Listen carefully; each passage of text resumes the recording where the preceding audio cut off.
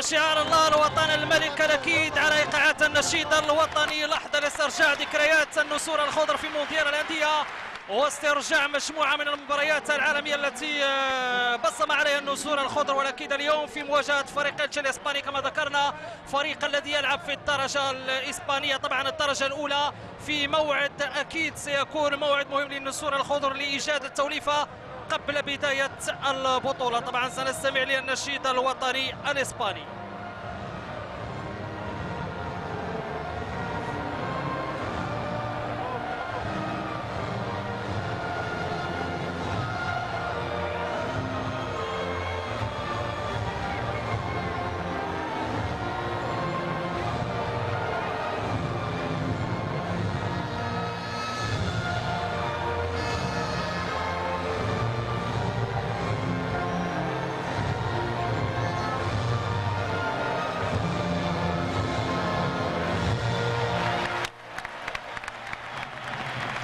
إذن بعد لحظات ستعطى الانطلاقة الرسمية لهذه المواجهة. بداية طبعا نذكر بتشكيلة كل فريق. نبدأ بفريق الرجاء البيضاوي طبعا على مستوى حراسة المرمى هناك خالد العسكري، بقية الأسماء هناك زكريا الهاشمي، عبد الجليل جبيرة، محمد الحاج، اسماعيل بالمعلم، هيلاري كوكو. وطبعا نبدا بفريق تشيلسي كما نتابع من خلال الصوره. طبعا هناك تيتور رقم 13 حارس المرمى، هناك ضمير رقم 2، رقم 4 لومبار، رقم 8 ادريان، رقم 10 كورو، رقم 11 رودريغيز، رقم 14 موسكيرا، رقم 16 الفارو، ورقم 18 بيليغرين، ورقم 21 البكار، ورقم 22 جوناتاس البرازيلي. في المقابل طبعا ستكون فريق الرجاء، تشكيلة فريق الرجاء الرياض البيضاوي على الشكل التالي: هناك خالد العسكري على مستوى حراسة المرمى، بقية الأسماء زكريا الهاشمي، رقم 3، رقم 7 عبد الجليل جبيرة، رقم 8 محمد الحاج، رقم 27 اسماعيل بالمعلم، رقم 28 هيلاري كوكو، ورقم 86 سعيد فتاح، رقم 24 هناك فيفيان مبيدي، رقم 10 هناك صلاح الدين العقار، رقم 18 عبد الله حفيظي، ورقم 9 حمزة أبو رزوق. المدرب هو عبد الحق بن شيخة. طبعا عبد الحق بن شيخة مدرب الرجاء اليوم في محطة مهمة من المحطات الإعدادية بالنسبة لفريق الأخضر قبل انطلاق موسم رياضي طبعا سيكون مشوق على مستوى المتابعة. أكيد فريق الرجاء هناك مجموعة من الواجهات في مقدمتها طبعا عصبة الأبطال الإفريقية، هناك كذلك البطولة الوطنية وكأس العرش. في المقابل فريق إلتشي الأكيد هو الآخر يمني النفس من أجل إعداد الجيد لبطولة ستكون حارقة، خصوصا وأنه الموعد الأول سيجمع فريق إلتشي الإسباني بفريق برشلونة الإسباني. أكيد في المدرب في الصورة المدرب فرانسيسكو إسكريبا، مدرب قدم الشيء الكثير بالنسبة لهذا الفريق، ولكن هذا الموسم يراهن الحضور الجيد على مستوى الليغا الإسبانية. أكيد الموسم الماضي لم يكن الفريق ولم يظهر الفريق بشكل جيد، خصوصا وأنه عانى الشيء الكثير على مستوى المراتب الأخيرة وحتى آخر الدورات طبعا يؤمن البقاء على مستوى الدرجة الأولى الإسبانية. أكيد هذا نتطلع ونتابع وننتظر هذا النزال الذي يجمع بين الرجاء وإلتشي الإسباني. أكيد المدرب بن شيخة طبعا نتابعه في الصورة، المدرب الذي يراهن على التمثيل والحضور المشرف بالنسبة لفريق الرجاء على مستوى كافة الرهانات التي تنتظر فريق الرجاء. ولكن من خلال مواجهة اليوم ستظهر الملامح ما قبل النهائية للتشكيلة الأساسية للرجاء، باعتبار أنه يعني مجموعة من الأسماء يتم تجريبها وتهيئها للموعد المهم، الموعد الأول على مستوى البطولة الاحترافية. أكيد الرجاء سيواجه فريق المغرب التطواني بقلب مدينة تطوان صاحب لقب الموسم الماضي، والوصيف في اصطدام سيكون من الاصطدامات المهمة على مستوى الدورة الأولى من البطولة الاحترافية. إذا ننتظر الصافرة طبعا على مستوى هذه المواجهة بين الفريقين. والأكيد كما ذكر المشاهدين الكرام بأنه يعني جمهور الرجاء يتطلع لظهور فريق الرجاء بوجه مشرف على مستوى هذه المواجهة. في المقابل يعني اليوم تشكيلة الرجاء تعرف يعني دخول صلاح الدين العقال كرسمي في التشكيلة. الأكيد تطلعات مهمة بالنسبة للمدرب بن شيخة من أجل وضع آخر اللمسات على مستوى التشكيلة الأساسية لفريق الرجاء. كرة فائدة الرجاء، سيمو الحاج يلعب كرة على مستوى الجهة اليمنى. أكيد الدقائق الأولى تكون دقائق مهمة على مستوى الدخول في معركة هذه المواجهة. لماذا قلت معركة المواجهة؟ لأنه الرجاء أكيد يتطلع للظهور بوجه مشرف، يتطلع من أجل البصم على مباراة جيدة قبل المباراة الأخيرة التي ستجمعه بفريق العين الإماراتي بلوكانو بالنمسا يوم الاثنين المقبل. وبذلك هذه مباراة ضد إلشي تكون المباراة الأخيرة على مستوى جولة الرجاء بإسبانيا. فرصة لفريق الرجاء، أكيد هناك رأي تسلل من طرف الحكم. نتابعه في الصورة صلاح الدين العقار، أكيد يعول عليه بشكل كبير على مستوى تشكيلة الرجاء في هذا المقابلة، والأكيد على مستوى هذا الموسم، موسم جديد، موسم سيكون مشوق على مستوى كرة القدم المغربية. أكيد مجموعة من الرهانات، مجموعة من المباريات المشوقة، والأكيد أنه الجماهير المغربية يعني تنتظر بفارغ الصبر بداية البطولة وبداية الأجواء الحماسية على مستوى كرة القدم الوطنية. طبعا كرة ترجع من جديد فريق الرجاء، ملعوبة في الجهة اليسرى.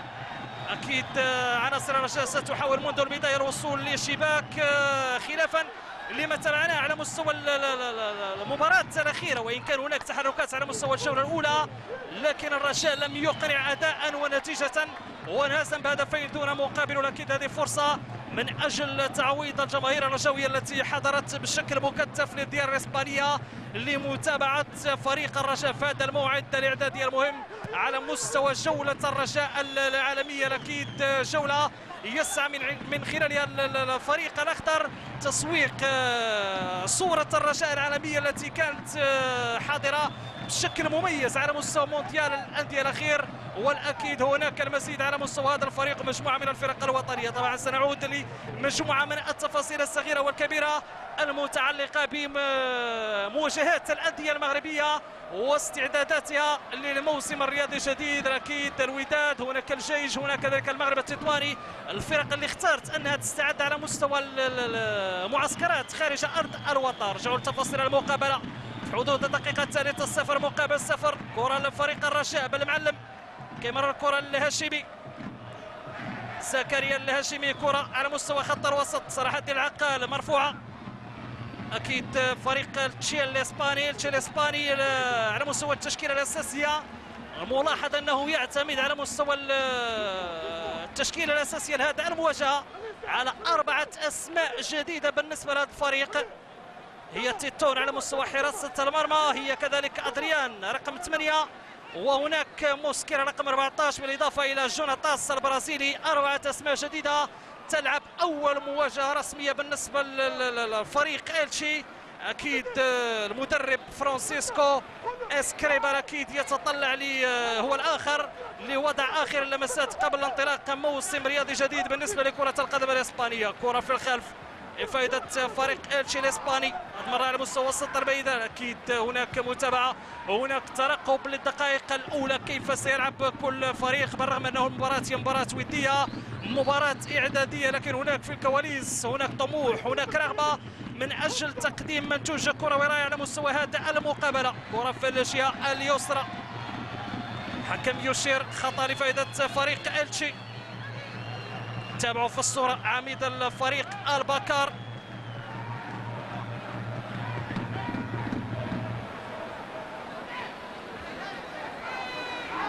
سيتم تنفيذ الخطأ في اتجاه المعترك. أكيد هناك الرقابة على مستوى خط دفاع فريق الرجاء. إذن البكار في التنفيذ، كرة مقوسة في اتجاه المعترك، فرصة لفريق إلشي لكن تمر محاذية. أكيد نتابعوا في الصورة كورو مهاجم فريق إلشي الإسباني في أول محاولة تمر جانبا، أو هذا الفارو بالفعل، الفارو لاعب الإسباني في صفوف فريق إلشي الإسباني. أكيد على مستوى خط الهجوم هناك جوناتاس من البرازيل، وهناك لاعب الفارو اللي تابعناه في آخر محاولة انضم لفريق إلشي سنة 2013، أكيد بعد موسمين رفقة فريق ريال مايوركا. لعب الموسم الماضي مجموعة من المقابلات. هنا فرصة الفريق إلشي، يحاول منذ الدقائق الأولى أن يحد من طموح عناصر الرجاء، لكن الفرصة تمر بسلام على مرمى فريق الرجاء. تعود على مستوى خط الوسط، حكم يطلب مواصلة اللاعب. أكيد صراع نتابع على مستوى وسط الميدان من الفريقين. كرة لفريق إلتشي يبحث عن الهدف الأول، لكن الرجاء أكيد سيكون حاضر على مستوى مجموعة من الأسماء في مقابلة اليوم. خطأ طبعا، تدخل الحكم يشير خطأ لفائدة فريق الرجاء البيضاوي، خطأ اللي تم ارتكابه من داميان لاعب رقم 2 في صفوف فريق إلتشي الإسباني.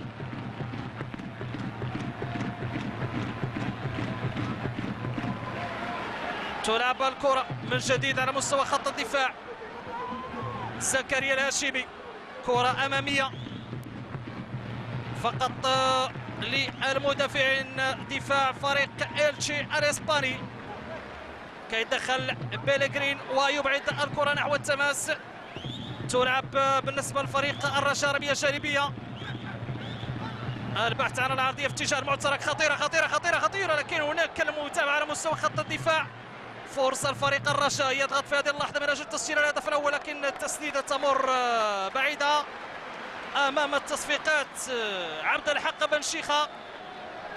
بن شيخة الذي يسعى لإيجاد التوليفة الرسمية لفريق الرجاء البيضاوي. أكيد المدرب اللي كانت بدايته بقيادة مجموعة من الفرق سواء على مستوى المحلي بالجزائر أو كذلك على المستوى العربي، أكيد درب مجموعة من الفرق في مقدمتها طبعا مولودية الجزائر، اتحاد الحراش، اتحاد بالعباس، شباب بالوزداد، وكانت له كذلك جولة بتونس من خلال تدريب فريقين.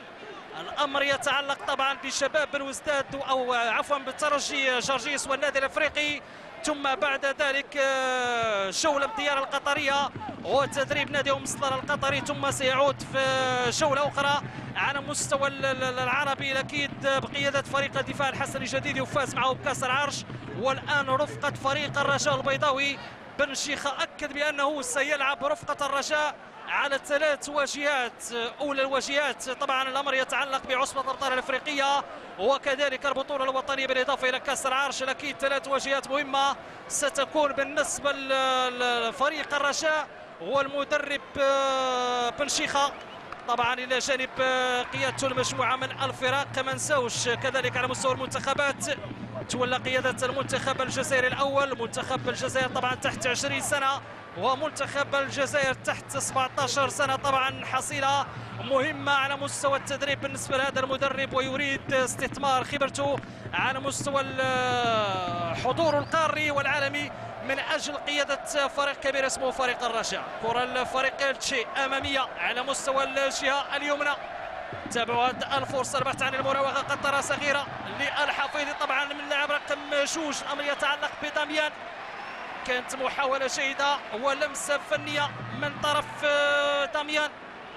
أكيد يعني قبل انطلاق المواجهة كان هناك ندوة صحفية لتسليط الضوء على هذه المواجهة، وحضر من خلالها اللاعب المغربي الفرنسي فيصل فجر اللي كان أحد الانتدابات الجديدة بالنسبة لفريق إلتشي، وأكد بأنه يعرف جيدا وكما يعرف جميع اللاعبين بالنسبة لفريق إلتشي فريق الرجاء فريق اللي كيقدم يعني أداء جيد على مستوى المواجهات، ولكن كان هناك متابعة على مستوى مونديال الأندية. الآن يعرفون قيمة الرجاء ويحضرون لتحقيق نتيجة إيجابية في هذه المقابلة في هذا الملعب وأمام أنصار فريق إلتشي. في المقابل طبعا نتطلع لتشريف مهم بالنسبة لفريق الرجاء. كرة ملعوبة لكن تدخل من طرف الدفاع وتعود من جديد على مستوى معترك عمليات فريق الرجاء. بالفعل الحكم يتدخل يشير خطأ لفائدة فريق الرجاء. أكيد صعوبات كبيرة على مستوى الدقائق الأولى بالنسبة للفريقين معا، لا فريق الرجاء ولا فريق إلتشي، بالرغم أنه يعني يسعى الوصول لمرمى فريق الرجاء. تلعب الكرة على مستوى الجهة اليسرى، عبد الجليل شبيرة، كرة أمامية فقط للحارس تيتون، يلعب الكرة لداميان لومبان،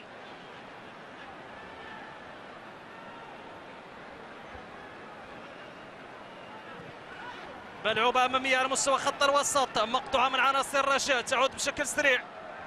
تابعوا هذه الفرصة، كرة للاعب فيفيان مابيدي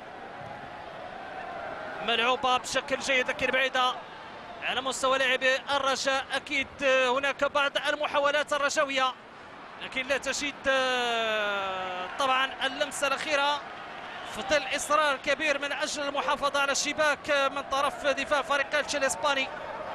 زكريا الهاشمي أكيد هناك تسلل بالفعل، تسلل ضد حمزة بورزوخ. أكيد في ظل مغادرة يجور لفريق المغرب التطواني أكيد المسؤولية ستكون مسؤولية كبيرة بالنسبة لحمزة بورزوق على مستوى خط هجوم فريق الرجاء.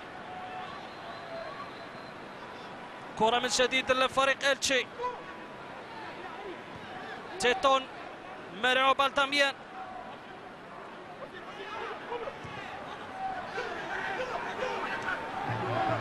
ترجع الكرة لفريق الرجاء. تماس كوكو يعيد الكرة لخلف من اسماعيل من المعلم. خالد العسكري اكيد تصلكم الاصداء بالنسبه لجماهير الرجاويه كالعاده. الهتافات والمسانده المشروطه والاجواء الاحتفاليه في كل الملاعب اليوم بقلب هذا الملعب، ملعب مانويل مارتينيز فاليرو. حضور مميز بالنسبه لجماهير الرجاويه. اكيد كانت هناك احتفاليه قبل انطلاق المقابله، والاكيد دائما التطلع بالنسبه للاداء الرجاء على مستوى هذا المقابله. رميه جانبيه لفريق إلتشي، عوده للخلف على مستوى خط الدفاع. نتابعوا ضغط بالنسبه لعناصر الرجاء اكيد البحث عن افتكاك الكره كما كان الشان بالنسبه للكره الاخيره، لكن مباشره في يد الحارس تطول تلعب على مستوى الجهه اليمنى لفريق إلتشي.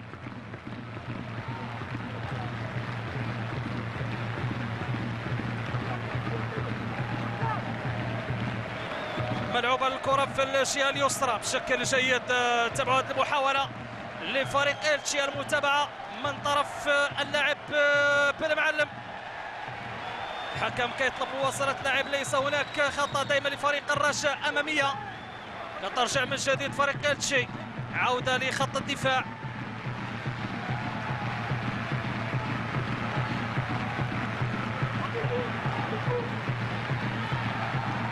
كرة على مستوى وسط الميدان الأمامية، فقط لاعبي فريق الرجاء. كوكو تمرير الكرة على مستوى الجهة اليسرى، عبد الإله الحفيظي. كرة كترجع من جديد لفريق الرجاء. أكيد كنتابعوا مجموعة من المحاولات والتمريرات الخاطئة من لاعبي الفريقين معا. أكيد هناك عملية جس النبض على مستوى الدقائق الأولى، كل فريق ينتظر الأسلوب والطريقة اللي كيلعب بها الفريق الآخر. فريق الرجاء اكيد مع توالي الدقائق سيسعى للوصول لشباك فريق إلتشي.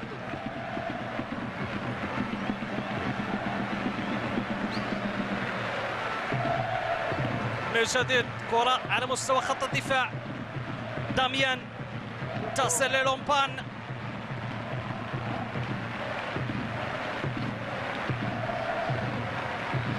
ضغط بالنسبة لعناصر الرجاء أكيد على مستوى خط الوسط. يبقى أسلوب يسعى من خلاله فريق الرجاء فرض السيطرة على مستوى خط وسط الميدان. أكيد كنتابعوا بالحق بن شيخة، حث اللاعبين على الضغط على مستوى خط الوسط في محاولة لافتكاك الكرة وخلق الفرص السانحة للتسجيل في انتظار تسجيل الهدف الأول بالنسبة لفريق الرجاء. سننتظر طبعا دقائق مشوقة على مستوى هذه المباراة، وكما قلت هي مباراة إعدادية لكن مباراة يعول عليها بشكل كبير لتقديم الأداء بالنسبة للجماهير الرجاوية اللي كتنتظر نتيجة إيجابية على مستوى هذه المقابلة. دائما بنفس الطريقة والسيناريو، ارجاع الكرة لخلف بالنسبة للاعبي فريق إلتشي الإسباني، يجدون الصعوبة في تمرير الكرات على مستوى خط الهجوم.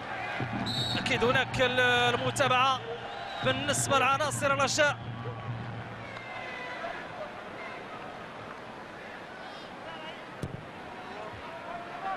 تلعب الكرة في الجهه اليسرى لفريق الرجاء، المره على مستوى خط الوسط سعيد فتاح،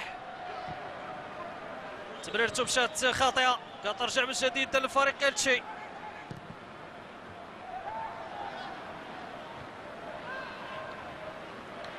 تعود من جديد بالنسبه لفريق الرجاء، شبيره، سعيد فتاح،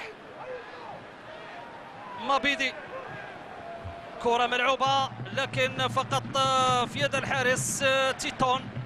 كانت فكرة جيدة من سعيد فتاح لكن الكرة مشات في اتجاه تيتون وتعود مباشرة الفريق إلتشي الإسباني.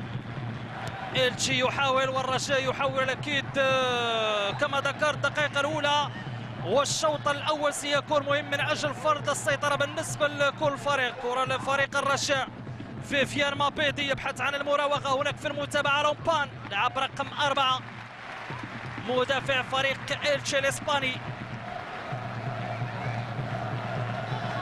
تلعب الكرة لفريق الرجاء،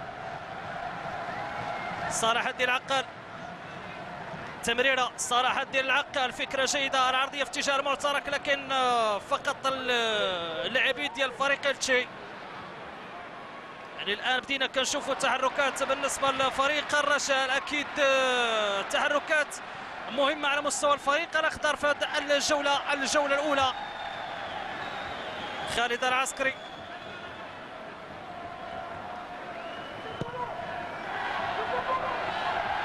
كرة أمامية،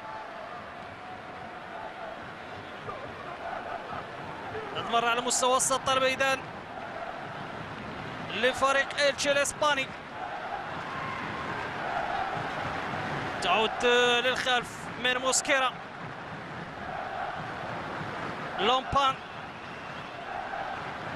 يعني بنفس الطريقة اللي كيلعب بها فريق الرجاء كنتابعوا حتى على مستوى فريق إلتشي. أكيد هناك تريث على مستوى تمرير الكرات في مجموعة من المحاولات من أجل يعني فرض السيطرة على مستوى خط الوسط في انتظار إيصال الكرات للمهاجمين.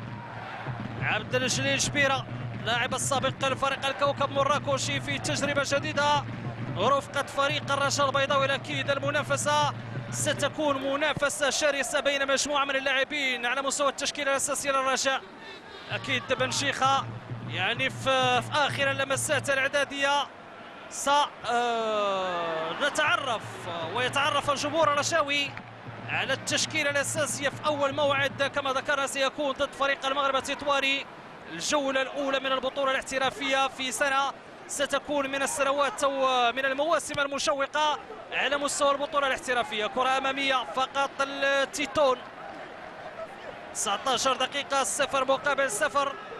نتطلع لأداء أحسن، نتطلع للأهداف خصوصا بالفريق الرجاء البيضاوي الذي عودنا دائما على الحضور المشرف، على تقديم مباريات عالمية، على تقديم نتائج طيبة بالنسبة للمواجهات سواء الودية أو الأساسية كما كان الشأن على مستوى مونديال الأندية. طبعا يبقى من الذكريات الجميلة والمميزة بالنسبة لتاريخ كرة القدم المغربية، ولكن الجماهير الرجاوية دائما تتطلع لتقديم منتوج كروي يعيد الرجاء لذكريات التيكي تاكا الرجاوية، لذكريات الزمن الجميل، لذكريات الكرة الجميلة التي كانت دائما معروفة على فريق الرجاء. ولكن كانت بداية مشوقة، بداية مميزة على مستوى مونديال الأندية في انتظار فرض السيطرة على مستوى عصبة الأبطال الأفريقية، ويمكن اعتبارها ستكون هي المقياس الأول والأخير بالنسبة لأداء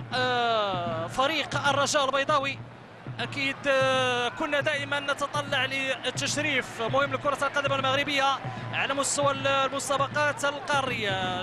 لا يختلف اثنان أنه يعني على مدى سنوات كانت كرة القدم المغربية على مستوى الأندية حاضرة بقوة على مستوى القاري خلال السنوات الأخيرة. أكيد كان هناك بعض النتائج الطيبة، لكن على مستوى عصبة الأبطال الأفريقية يعني غياب الأندية المغربية من أجل التنافس على الألقاب، وهذه فرصة من أجل تكون هذه السنة هي بداية جديدة لبعض الأندية في مقدمتها طبعا الرجاء، هناك كذلك المغرب التطواني، وفي انتظار عودة البريق لمجموعة من الأندية الأخرى المغربية اللي ستعول على هذا الموسم من أجل تصحيح الأوضاع، خصوصا فريق الجيش الملكي المغربي الفاسي ومجموعة من الأندية الأخرى اللي ستسعى من أجل المنافسة على البطولة الوطنية، وبعد ذلك التفكير في الاستحقاقات القارية. يرجع تفاصيل المقابلة 0 مقابل 0، 21 دقيقة، لازلنا ننتظر الأهداف، لازلنا ننتظر الأداء الجيد من الفريقين معا.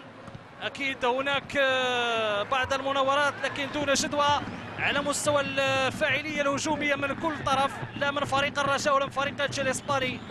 كرة في الجهة اليمنى كانت خارج رمية جانبية أكيد الفريق الرجاء. تابعوا في الصورة العميد البكار رقم 21 في صفوف فريق الجيش الإسباني. قلت 4 أسماء تدخل في التشكيلة الرسمية لهذا المقابلة، أسماء جديدة. أكيد فريق إلتشي الإسباني استعدادا لهذا الموسم قام بسبعة ديال الانتقالات، عز صفوفه طبعا بسيرخيو مانتيكون، وكذلك هناك لاعب آخر ألبرتو. طبعا تحدث عن الجديد بالنسبة لهذا النادي باعتبار أنه اليوم يواجه فريق الرجاء الرياضي البيضاوي. طبعا قلت بالنسبة لهذا الفريق فريق إلتشي فعزز صفوفه ب7 لاعبين. البداية كانت أو حضور اسم مغربي هو فيصل فجر، هناك كذلك أدريان غونزاليس وبيدرو موسكيرا، وهناك كذلك اللاعب تيتون وماريو باساليتش وجوناثان دي خيسوس اللاعب البرازيلي. 7 أسماء أكيد في محاولة بالنسبة لهذا الفريق أنه يضخ دماء جديدة على مستوى هذا الموسم حتى لا يكون مثل الموسم الماضي اللي عانى فيه الفريق الشيء الكثير على مستوى النتائج في الدوري الإسباني الدرجة الأولى. أنه ما تكونش إصابة العقل، إصابة خطيرة. أكيد الفريق الرجاء يعول على هذا الاسم بشكل جيد وبشكل كبير من أجل الظهور في التشكيلة الأساسية لفريق الرجاء هذا الموسم. صلاح الدين العقال. تابعوا الكرة الأخيرة، أكيد كان هناك تدخل من اللاعب البكار عميد فريق إلتشي.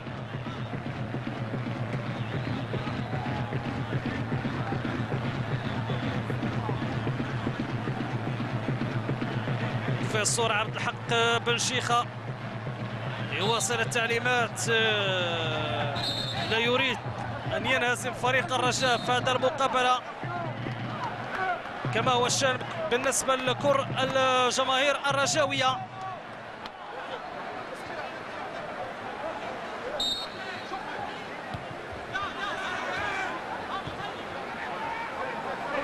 أكيد في المتابعة البوصيري ممثل فريق الرجاء، كذلك رئيس فريق إلتشي جوسي سيولكري كوفيس رئيس النادي، بالإضافة إلى نائب القنصل بالقنصلية المغربية بفارنسيا، يتابعون أطوار هذه المقابلة اللي كتجمع بين فريق الرجاء وفريق إلتشي الإسباني. أكيد إلى حدود دقيقة 25 الأمور عادية على مستوى الأداء وكذلك على مستوى النتيجة، في انتظار تقديم الأفضل بالنسبة للدقائق المقبلة.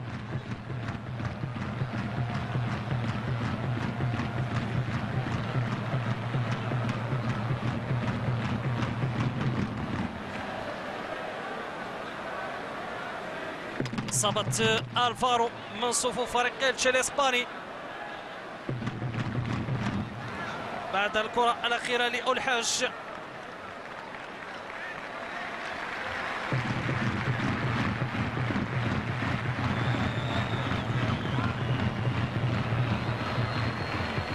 إذن ستستهدف المقابلة.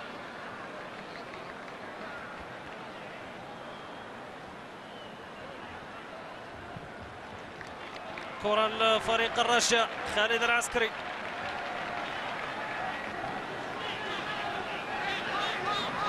ملعوبة سعيد فتاح، عودة من مابيدي، حمزة برزوق كيرجع لمستوى خط الوسط. طبعا لتسلم الكرات من لاعبي فريق الرجاء اكيد على مستوى خط الهجوم لازالت هناك الصعوبة بالنسبة لفريق الرجاء. تغيير اتجاه كانت فكرة جيدة ملعوبة أمامية لفريق الرجاء، لكن فقط المدافعين ديال فريق التشي.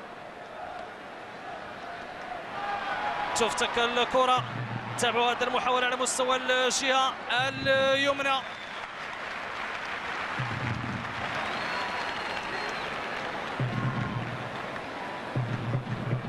طبعا الكرة الأخيرة لجوناتاس لاعب البرازيلي الجديد في صفوف فريق التشي الإسباني. إلى حدود اللحظة المباراة متكافئة بين الطرفين، 27 دقيقة 0 مقابل 0. كتلعب الكرة من أرباكار على مستوى وسط الميدان، تعود للومبان.